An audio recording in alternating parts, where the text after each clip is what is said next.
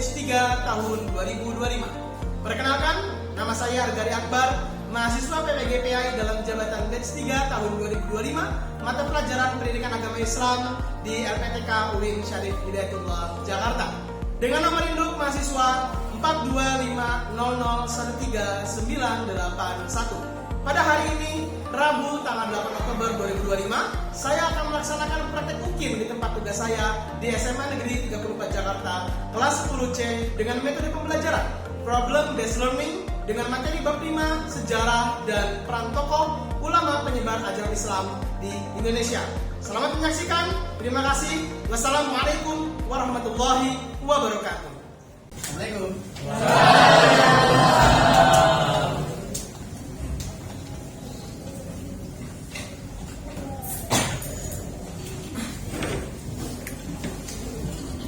Siap. Sebelum kita memulai pembelajaran pada hari ini, ada banyak kita berdoa dimulai. Bismillahirrahmanirrahim. Alhamdulillahirabbil alamin. Ar-Rahmanirrahim. Maliki yaumiddin. Iyyaka na'budu wa iyyaka nasta'in. Ihdinas siratal mustaqim. Siratal ladzina an'amta 'alaihim ghairil maghdubi 'alaihim waladdallin. Amin. Dan siap memberi salam. Assalamualaikum warahmatullahi wabarakatuh. Waalaikumsalam warahmatullahi wabarakatuh. Selamat siang anak-anak. Siap. Gimana kabarnya hari ini? Ya, Bapak absen dulu ya. Kelas 10. Hari ini tanggal 8 Oktober ya. Ya, Pak. Ilmi izin. Mana izin? Oh, lagi enggak. Oh. Arya, Asya, Zahra, Hadir Pak. Aurel,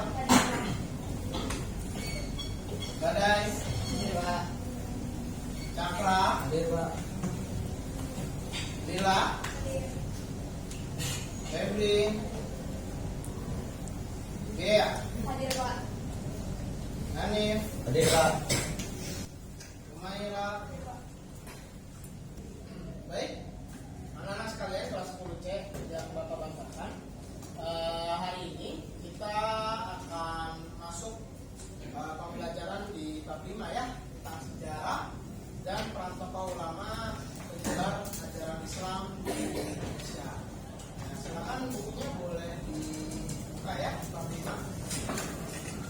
Ya, baik anak-anak, hari ini kita belajar bab 5 ya, sejarah dan tentang tokoh ulama penyebar ajaran Islam di Indonesia. Nah, sebelumnya Bapak mau tanya dulu, bagaimana perasaan kamu hari ini? Ada yang sedih? Ada yang sedih hari ini? Ada yang senang, yang kenyang? Ada yang lagi marah? Marah, kenapa kamu marah Malika? Bete Pak. Bete, kenapa bete? Lagi dapat dari. Oke, lagi bulanan ya, biasa lagi bete ya gitu. Tapi jangan sampai itu merusak hari kita ya, gitu. Nah, mudah-mudahan setelah belajar ini bisa mengurangi betenya Malika. Gitu. Ada lagi? Yang lagi mungkin perasaannya ada yang kecewa, ada yang mungkin lagi sakit hati, ada? Nggak ada ya? Kenapa kamu lagi capek? Kenapa capek?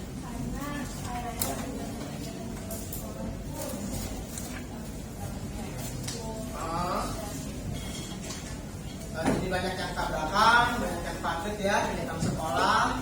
Ya, kita atur waktu ya, mudah-mudahan kamu Songo. Nggak kecapean, jangan sampai kecapean, jangan sampai sakit, ya.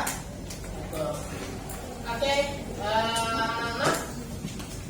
nah sebelum masuk ke pembelajaran kita, ada sedikit motivasi dari Bapak. Karena kita mempelajari tentang sejarah ulama yang ada di Nusantara. Bapak punya cerita, gitu ya. Jadi dulu beberapa waktu lalu ya, Bapak jalan-jalan ke Wali Songo, ziarah, ya, ziarah ke Wali Songo. Nah terus pas ziarah itu selama Bapak jalan, ya, itu Bapak menemukan banyak sekali tukang yang jualan, ya, di pinggir-pinggir jalan yang mengarah ke makam-makam Wali Songo, gitu ya. Ada penginapan, ya, Bapak jalan-jalan ke Muria itu banyak sekali penginapan, kemudian juga orang jualan souvenir dan lain sebagainya. Sepanjang jalan itu Bapak mikir, gitu ya, bahwa ternyata para Wali Songo yang sudah wafat puluhan bahkan ratusan tahun yang lalu itu masih bisa memberikan kehidupan bagi orang-orang yang hidup di masa sekarang. Nah kemudian kita jadi refleksi di dalam diri kita yang hidup, ya, kita yang sampai hari ini masih dikasih nafas oleh Allah, apakah sudah memberikan kehidupan? Apakah sudah memberikan makna bagi orang-orang yang berada di sekitar kita? Karena Nabi pernah bersabda, khairun nas anfa'uhum linnas. Ya, sebaik-baiknya manusia adalah dia yang bermanfaat bagi orang lain. Ya, jadi kalau para Wali Songo yang sudah wafat ratusan tahun yang lalu masih bisa memberikan manfaat kepada orang yang hidup di masa sekarang, kita yang harusnya masih hidup justru harusnya bisa juga memberikan kontribusi terhadap orang-orang yang ada di sekitar kita. Nah, itulah, ya, Bapak harap kita, kehadiran kita di sekitar kita, di lingkungan, baik di sekolah, baik di rumah, itu bisa kasih manfaat, ya, bisa ngasih kontribusi. Sebagaimana kita meneladani para Wali Songo yang bahkan sampai hari ini bisa memberikan kontribusi bagi masyarakat sekitarnya. Nah, kita tadarus dulu supaya menambah keberkahan dalam pembelajaran kita. Ada yang mau jadi volunteer untuk membacakan satu ayat Al-Quran hari ini? Ya, oke. Aura, silakan.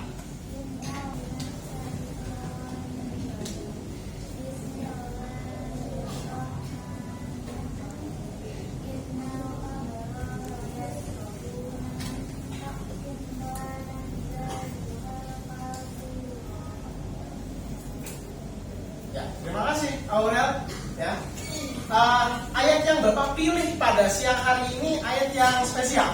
Ya, artinya sesungguhnya orang yang berbuat kebajikan akan minum dari gelas yang campurannya air kafur. Gitu. What is the meaning of kafur? Apa artinya kafur? Gitu ya. Jadi Buya Hamka ketika menulis tafsirnya, ya, yang sangat terkenal, menafsirkan kata-kata kafuro ini diambil dari salah satu kosakata Melayu, yaitu kapur. Gitu. Satu komoditas perdagangan yang pada masa itu, ya, pada masa Quran diturunkan dan sebelum masanya, itu hanya ada di sebuah daerah, yaitu namanya Barus, di daerah Sumatera Utara. Ya, makanya kita mungkin mendengar ada istilah kapur barus, gitu. Tapi kok bisa-bisanya masuk ke dalam Al-Quran? Kok bisa? Ternyata ini secara studi linguistik seperti kata serapan. Ya, bahasa Indonesia kan banyak ya kata serapan, dari bahasa Inggris, dari bahasa Belanda, dari bahasa Spanyol dan seterusnya, gitu. Dan ternyata ini juga menjadi kata serapan. Artinya kalau sebuah bahasa itu sudah diserap, berarti bahasa itu sudah lama hidup di dalam masyarakat. Nah, artinya ini menjadi salah satu bukti, ya, bahwa pernah terjadi atau sudah terjadi hubungan interaksi antara Nusantara di masa lalu dengan tanah Arab, ya, atau Timur Tengah.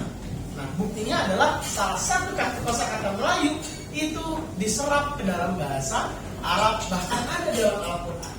Ya, kata kafuro ini menurut Buya Hamka artinya adalah kapur. Nah, maka ayat ini cukup spesial bagi kita bangsa Indonesia dan kita sebagai bangsa Melayu yang lingua frankanya adalah bahasa Indonesia atau bahasa Melayu gitu ya. Ternyata ada loh dalam Al-Quran. Nah, kita ice breaking dulu karena ini udah jam ke-9, tadi dia udah berbunyi ya. Kita ice breaking dulu semuanya. Ayo kita berdiri. Ya. Kita berdiri semuanya. Nah, ini ice breaking yang menurut Bapak kita udah sering banget gitu ya. Jadi kata kuncinya adalah kamu harus ikuti apa yang Bapak ucapkan. Ya, ikuti apa yang Bapak ucapkan. Fokus kepada apa yang Bapak ucapkan. Ya, paham? Paham? Ya. Ikuti apa yang Bapak ucapkan. Contoh, pegang hidung, pegang dahi, pegang pipi, pegang telinga. Oke, semuanya udah fokus. Ya. Sekarang kita naik. Stase yang kedua. Pegang dahi. Pegang pipi. Ada yang pegang hidung? Pegang telinga. Ya. Ya. Ya. Telinga. Pegang mulut. Ya. Siapa tuh? Pegang mata. Ya kan? Colok semua. Colok semua. Oke, semuanya udah bagus, tepuk tangan.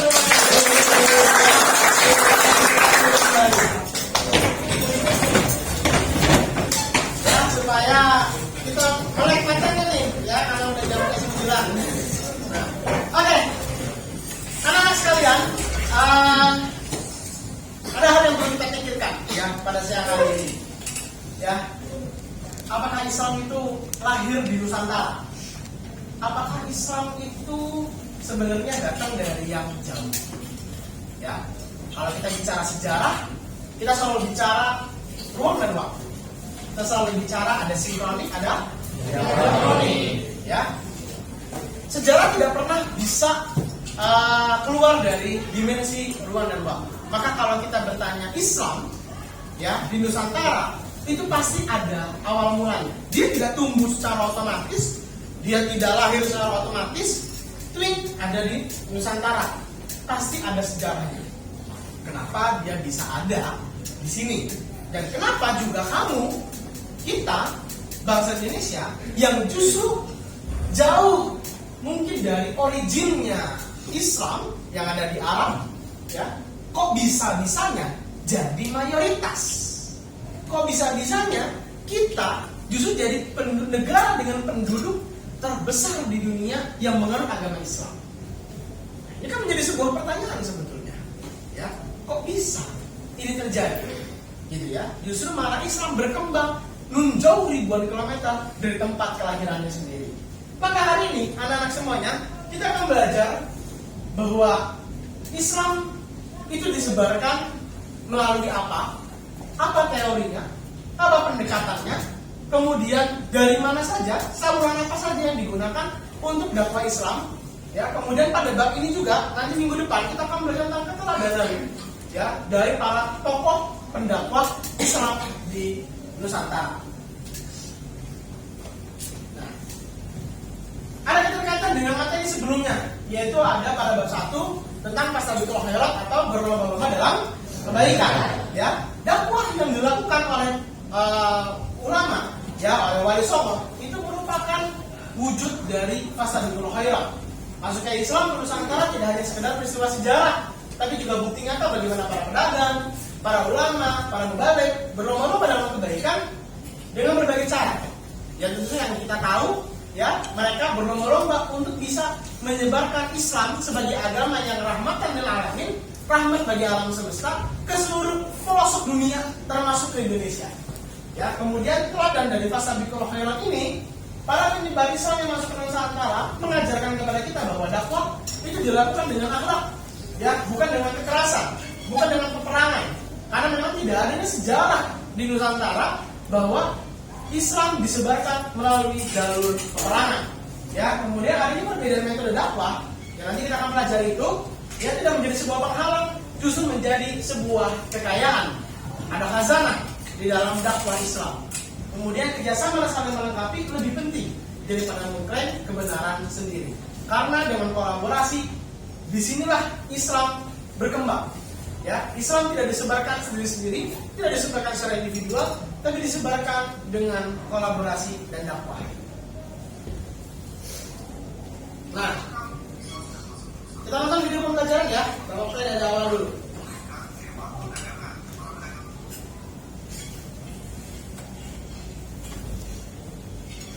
Kita simak video pembelajaran berikut.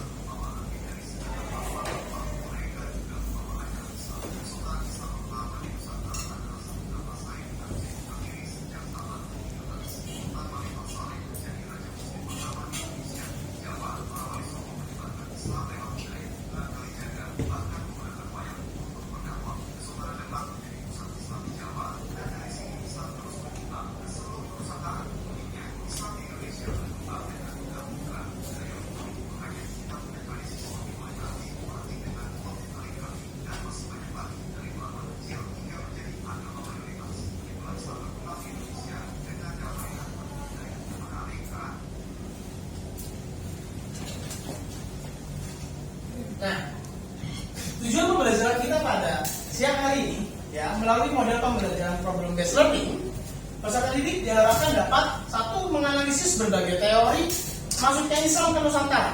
Ada teori Gujarat, Makkah, Persia, Cina, dan maritim secara runtut dan benar berdasarkan data sejarah, bukti-bukti historis, arkeologis, sosial dan budaya yang mendukung masing-masing teori masuknya Islam ke Nusantara.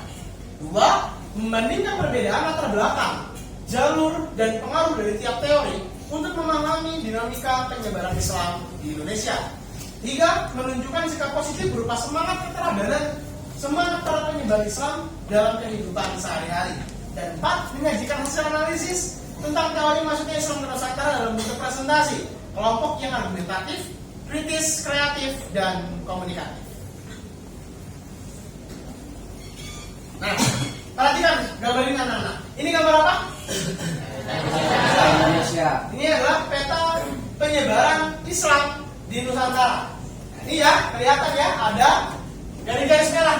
Nah, ini dianggap ya kurang lebih sebagai gambaran bagaimana Islam bisa menyebar dari mulai Samudra Pasai, kemudian ke Malaka, kemudian ke Palembang. Di sini ada Temasek. Temasek itu nama lain dari Singapura. Ya, dulu Singapura itu namanya Temasek. Ya, kemudian ke Sunda, ke Banten, ke Sunda Kelapa. Dari sini ada yang ke Kalimantan, kemudian Cirebon, Demak, dan seterusnya.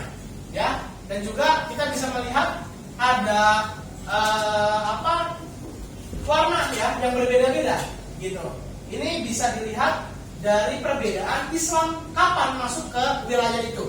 Ya, ada level-level warnanya. Ada dari mulai abad ke-13, abad ke-14, abad ke-15, abad ke-16, kemudian 17 dan 18. Dan yang garis merah ini adalah arah dari penyiaran Islam.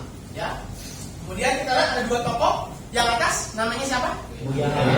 Ya, beliau adalah Buya Hamka. Hamka itu singkatan, makanya Bapak ketik pakai nama huruf kapital. Ya, Hamka itu Haji Abdul Malik Karim Amrullah. Salah seorang sejarawan besar Islam, seorang ulama besar Islam yang ada di Indonesia, yang kemudian nanti akan mengeluarkan teori. Teori apa? Nanti kita simak. Ya, kemudian yang paling bawah, siapa namanya? Kebaca nggak? Ya, bacanya Snow Burgroin. Ya, seorang wanita Chinese Belanda dan juga sama punya teori terhadap penyebaran Islam di Nusantara. Nah, kenapa Bapak tampilkan? Nanti menarik, gitu ya. Ini yang akan kita pecahkan. Kenapa kok dua tokoh ini yang Bapak ambil fotonya? Kita akan terjawab nanti ketika sesi diskusi. Nah, sekarang Bapak minta kita buka HP semua. Ya, kita buka HP, kita buka Kahoot. Apa tuh? Ya, Kahoot itu .it kalau nggak salah, Kahoot itu. Silakan dibuka atau bisa dicari Kahoot. Kalau nggak salah IT deh belakangnya. Coba dicek. IT. Ya. Nah, kita yang PAUD dulu supaya yang akan kita bahas pada siang hari ini lebih terstruktur, gitu ya.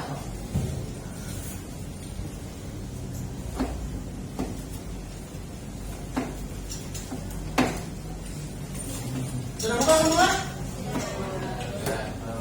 Ya.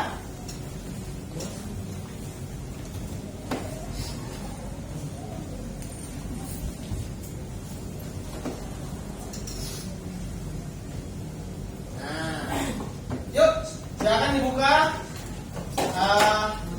HP-nya, buka PAUD-nya. Nah, masukkan game PIN 9009794 ya. Kasih nama panjang ya supaya Bapak bisa tahu ya, jangan kasih nickname. Jangan kasih nama singkatan, kasih nama panjang satu kata atau dua kata. Gitu ya. Yuk. Oke, ada yang sudah masuk, langsung banyak ya. Malika, Minsha, Izati, Raina, Rizkia, Pri. Oke, kita mulai ya. Oke, perhatikan baik-baik semuanya ke depan.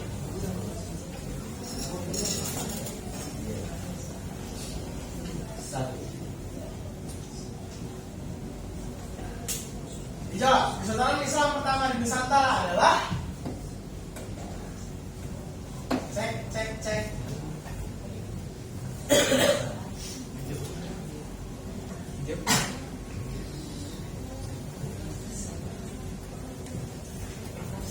Ingat, kesultanan Islam pertama di Nusantara adalah ya, jawabannya sama berapa saya?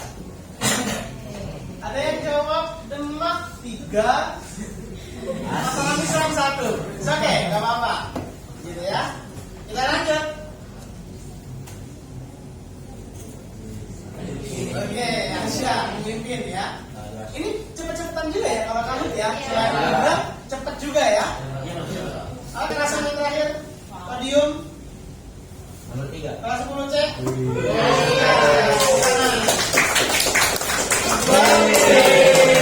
Satu. Hani.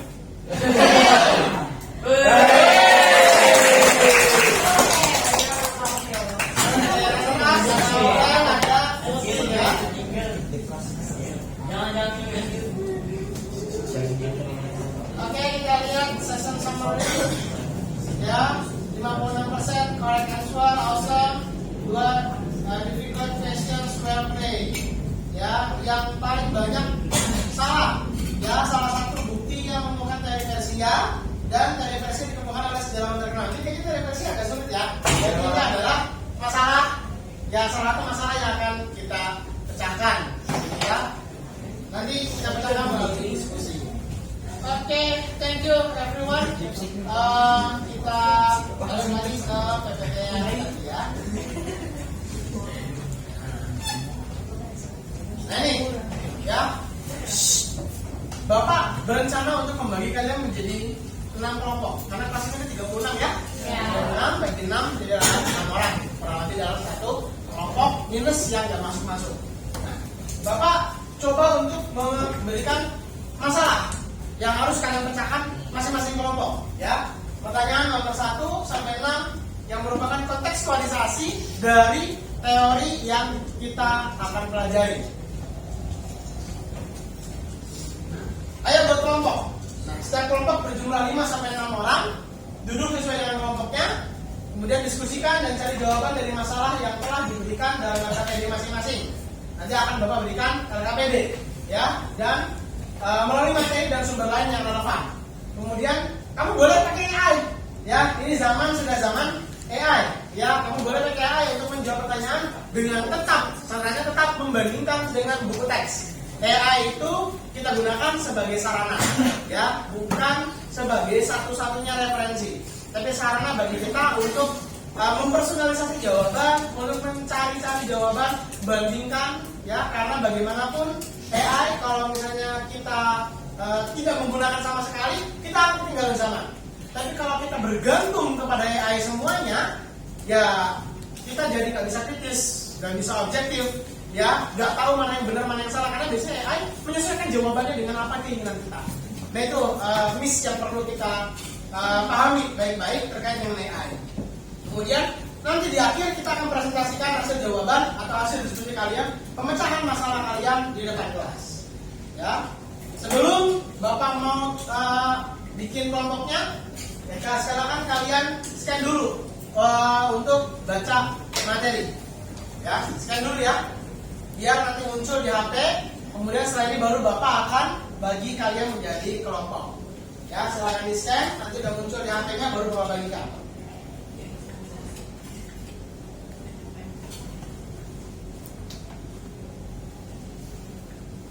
Sudah? Oke, kalau sudah, Bapak akan bagi kelompoknya. Bapak hitung, ya, kalian hitung 1 sampai 6 yang Bapak tunjuk. Dari mulai 1, 2, 3, 4, 5, 6, terus balik lagi ke 1. Bisa? Ngerti? Ya? Oke, kita mulai dari sini. 1,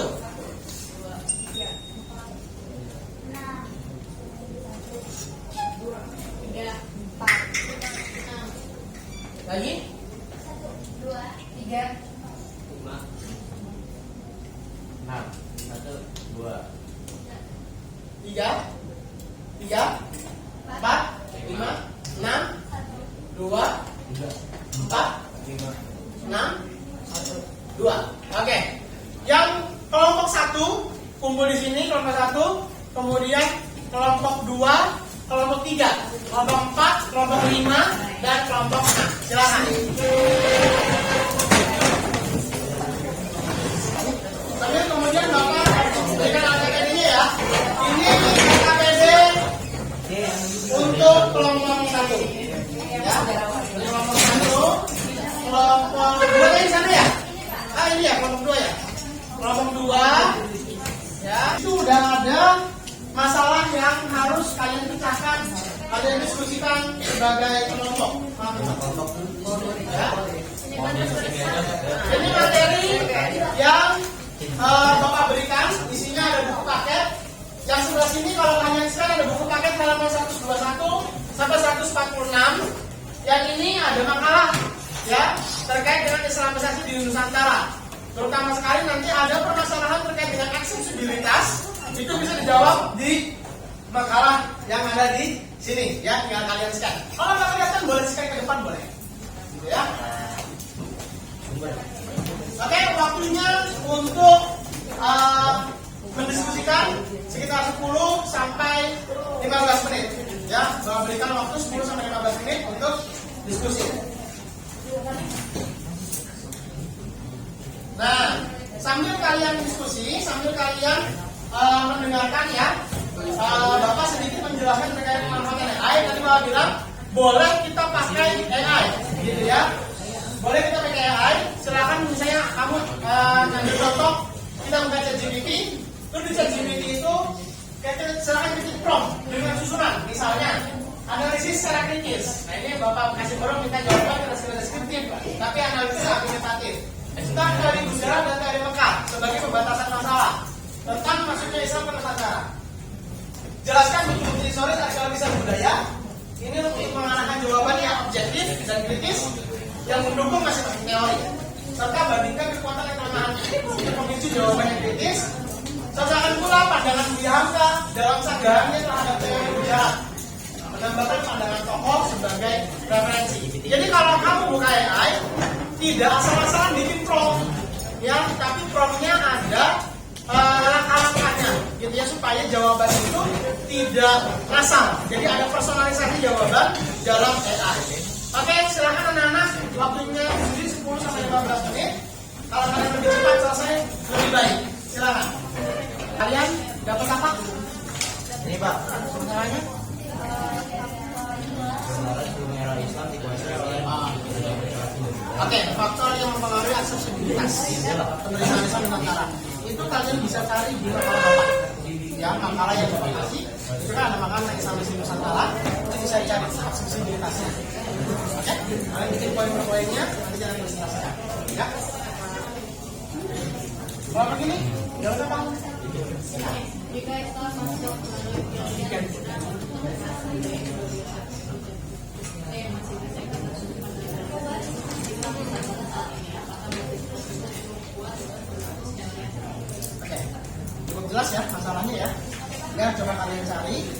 kalian buat summary-nya ya, poin per poinnya, nanti kalian kasih lanjutkan. Waktunya udah habis ya, kita lanjut ke presentasi hasil ya, hasil diskusi pemecahan masalah yang kalian sudah tulis di KKBD kalian ya. Silakan, siapa yang mau presentasi yang pertama? Silakan. Presentasi yang pertama. Oh, ada 2 kelompok. Gimana nih? Sweet. Sweet. Apa siapa dulu? Silakan kalau mau. Oke, ready dulu. Oke, silakan ready. Dan kelompok ini kelompok berapa? 2 ya? Ya, silakan kelompok 2. Hasil brosur buat kelompok 2.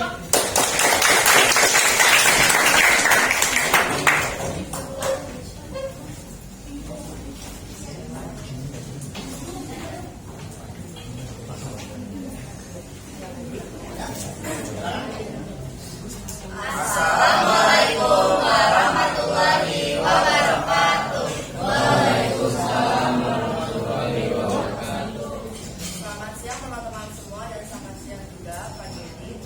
Jadi kali ini kami dari kelompok 2 kami akan presentasikan masalah yang sudah diberikan kepada kami, dan sebelum kami menjawab atau menyelesaikan masalah tersebut, kami akan memperkenalkan kelompok kami terlebih dahulu. Yang pertama, Nama saya Muhammad Mustafa Al-Ghaffar.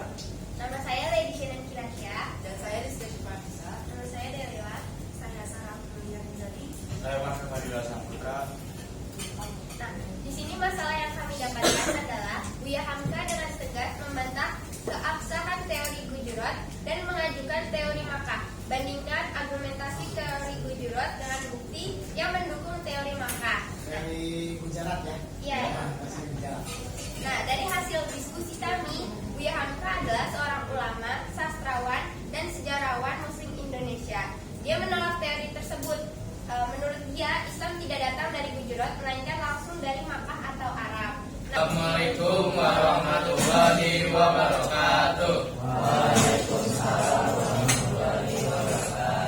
Selamat siang semuanya. Perkenalkan, kami dari kelompok 5 dan pada kesempatan kali ini kami ingin membahas tentang teori Persia yang menyebutkan bahwa Islam itu disebarkan ke Nusantara melalui jalur Persia. Tapi sebelum itu kami ingin perkenalan terlebih dahulu. Perkenalkan, nama saya Khairul Huda. Nama saya Nekman Yatan Awanza. Nama saya Muhammad Faik Adhan Muko. Oke, baik. Mari kita masuk ke pembahasannya, yaitu tentang Islam disebarkan ke Nusantara melalui jalur Persia. Lalu, apa saja buktinya yang menguatkan teori tersebut dan apa juga kelemahannya? Oke, yang pertama teorinya terlebih dahulu. Teorinya itu adalah Islam sampai ke Nusantara melalui jalur Persia yang terjadi oleh pengaruh para pedagang, ulama sufi, dan jaringan intelektual Islam yang aktif di Samudra Hindia sejak abad ke-13. Assalamualaikum warahmatullahi wabarakatuh. Kami dari kelompok 4 ingin Presentasikan hasil diskusi kami dari AKBD ini. yaitu di sini kita dapat masalah Nusantara sebelum era Islam dikuasai oleh kerajaan bercorak Hindu-Buddha. Kemudian Islam berkembang pesat di Nusantara. Apa saja faktor yang mempengaruhi akseptabilitas atau penerimaan Islam di Nusantara? Soalnya boleh kasih ya. Oke, langsung aja. Yang faktor pertama ya, ini karena Nusantara itu lagi dalam masa perdagangan atau age of commerce, yaitu Assalamualaikum warahmatullahi wabarakatuh. Waalaikumsalam warahmatullahi wabarakatuh. Halo teman-teman semua, kami dari kelompok 1 pada kali ini akan membahas teori bukti-bukti keberadaan Islam di Nusantara melalui Assalamualaikum warahmatullahi wabarakatuh. Waalaikumsalam warahmatullahi wabarakatuh. Selamat siang teman-teman semuanya dan Pak Geri. Di sini kami dari kelompok 3 yang mempresentasikan hasil diskusi kami. Sebelumnya perkenalkan, nama saya Malika Dasari Amira dan rekan-rekan saya. nama saya Cakrawala Armuni. Nama saya Nabila Tari Kamisya Amira. Oke, jadi kami sudah mendiskusikan terkait masalah, yaitu masalahnya jika Islam masuk melalui Persia atau Cina,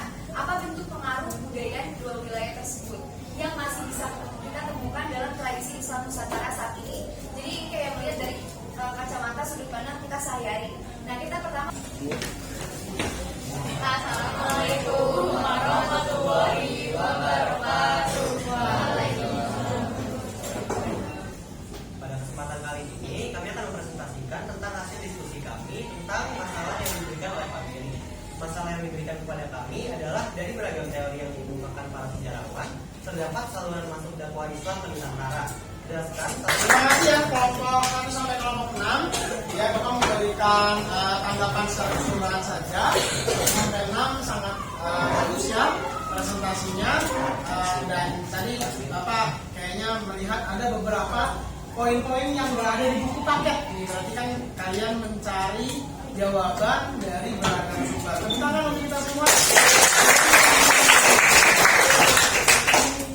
Oke, untuk refleksi kita bersama, apakah ada istilah atau konsep baru yang kamu pelajari dari materi ini? Ada yang mau cerita? Satu orang? Oke, Marika silakan. Ada Pak, jadi di kelompok kami tadi berdiskusi kan. Nah itu kan ada tentang literatur. Jadi kebahasan gitu. Nah jadi kita tuh baru tahu kalau kayak tasawuf zikir itu asal dari Persia, kayak dunia surga, maligai atau azimat, itu kita baru tahu ada bahasa-bahasa yang kayak gitu kan. Nah, ini dari pelajaran ini. Oke, thank you Marika. Kemudian yang kedua, bagaimana pendapat Anda tentang macam dakwah Islam Nusantara? Ada satu orang yang belum? Ya, silakan. Kalau pendapat saya, dakwah Islam di Nusantara itu dia cukup efektif, cerdas. Kenapa? Karena dakwahnya itu tadi disebutkan bahwa dia itu fleksibel, ikutin kebudayaan yang ada, terus habis itu bahkan sampai pakai politik, perdagangan dan perkawinan. Nah, jadi dari sini tuh dia menyebarkan Islam itu secara damai, tanpa paksaan ataupun peperangan gitu. Oke, thank you Koirul. Terakhir, ya apa yang kamu harapkan ya dari pelajaran berikutnya berdasarkan pengalaman pembelajaran kita pada hari ini? Silakan. Oke, silakan. Menurut saya dari pembelajaran ini experience-nya sangat seru karena seru kita pembelajaran tadi kita udah executing, terus kita juga udah mulai tulis pakai kartun. Dan menurut saya itu bikin kita semua tuh jadi malah nggak ngantuk dan makin fokus sama materi yang dibawakan saat ini. Dan menurut saya metode seperti itu bisa dilanjutkan di pembelajaran berikutnya. Oke, terima kasih semuanya yang sudah memberikan refleksi dan umpan balik buat Bapak. Tepuk tangan sekali lagi bagi Bapak. Materi pertemuan selanjutnya, anak-anak, kita akan ada perkembangan urusan Islam, tokoh ulama penyebar ajaran Islam Nusantara, dan teladan dari tokoh ulama penyebar Islam. Ya, sampailah kita pada akhir sih pembelajaran kita pada hari ini. Mari sama-sama kita akhiri dengan membaca doa, yaitu doa kafaratul majelis. Bismillahirrahmanirrahim. Subhanakallahumma wa bihamdika asyhadu an la ilaha illa anta astaghfiruka wa atubu ilaik.